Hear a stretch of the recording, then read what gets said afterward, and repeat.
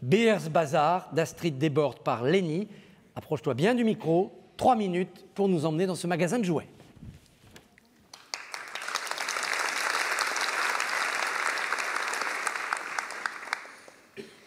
Cher ami lecteur, avez-vous déjà vécu cette désagréable expérience consistant à déambuler dans les rayons d'un magasin de jouets sans rien pouvoir acheter, à étudier avec la plus grande attention voitures télécommandées, Barbie californienne, zombies phosphorescents ou têtes à coiffer, pour finalement vous entendre dire que oui, c'est une bonne idée pour quand tu seras plus grand, disons dans 2 ans.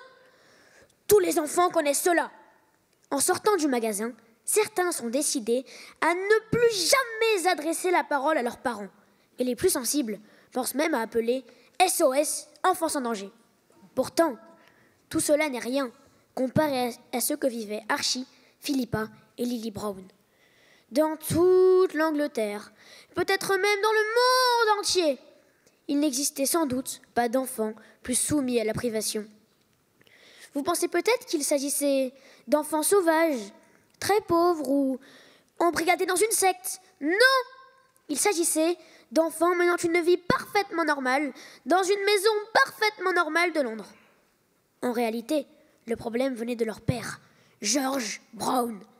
George travaillait dans le plus grand magasin de jouets de la ville, le plus prestigieux d'Angleterre, Beers Bazar.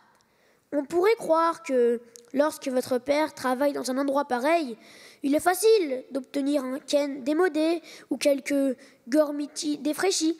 Sans doute, si votre père est vendeur, responsable du personnel ou de la publicité. Mais George Brown était comptable, et mieux placé que quiconque pour connaître le juste prix des choses. Juste prix qu'il n'hésitait pas à détailler régulièrement à ses enfants. « C'est bien simple, » expliqua George. Réexpliqua serait plus juste. Un après-midi, à l'heure du goûter, alors que Lily, 5 ans, réclamait une Barbie tresse magique. « Au Beers, les prix sont multipliés par 10. Qui serait assez stupide pour acheter une Barbie tresse magique 10 fois son prix ?» Les parents de Jenny et aussi ceux de Miranda, fit observer Lily, en plongeant un énorme beignet dans son chocolat. Eh bien, Georges toussa embarrassé.